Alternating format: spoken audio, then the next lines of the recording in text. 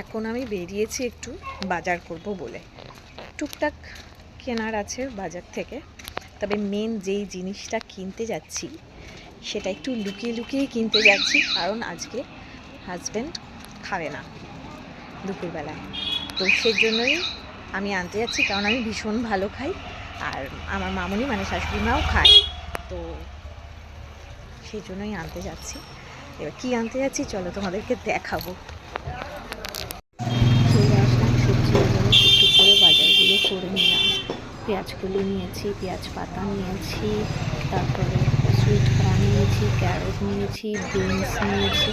যদিও সব কথা এক দোকানে পাইনি, একটা দোকান ঘুরে ঘুরে নিয়েছি, যেগুলো যেগুলো ফ্রেশ মনে হচ্ছে সেগুলো।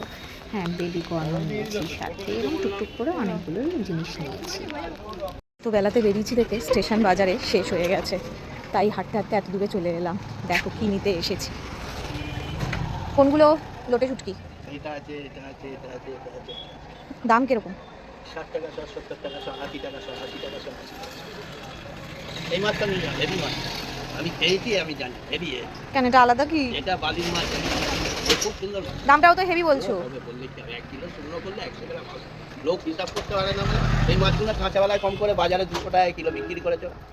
200 টাকা কিলো বেচে। শুটকি মাছও 200 টাকা কিলো? হ্যাঁ, 180 টাকা, 200 টাকা কিলো বড় বড় লোটে মাছ। তুমি এমনি কাঁচাবেলায় গিয়ে দর করো না কত দাম। তারপরে ওরা বালিতে শুকিয়েছে, এটা শুকনো হয়ে নাকি দীঘার সমুদ্রের বালিতে শুকিয়েছে এটা? দীঘা না, দীঘার বালির মানে কি বালির মধ্যে শুকনো। এই 100 মাছ কাঁচাবেলায় 1 কিলো ওজন ছিল। কতটা দেবো? অল্প দাও, অল্প। 100 দিই।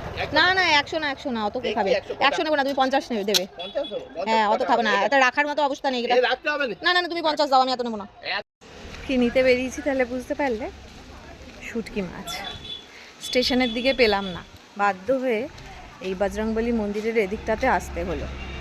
এই দিকটাতে পেয়েছি, জানি ওনারা থাকে, কিন্তু 80 টাকা। হ্যাঁ বাবা, কত দাম। সামনেই মন্দির, হনুমানজির মন্দির।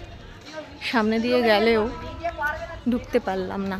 এখানে দুর্গা মন্দির হচ্ছে, আর এটা হচ্ছে মহাদেবের মন্দির, আর এটা হলো হনুমানজির মন্দির। হাতে এক গাদা বাজারের ব্যাগ,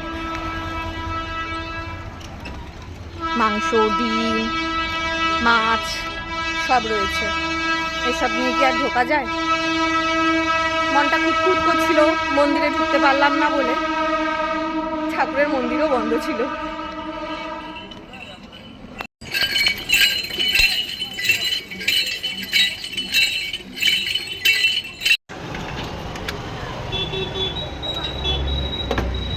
শিখেছি, এবার চলো টাটা।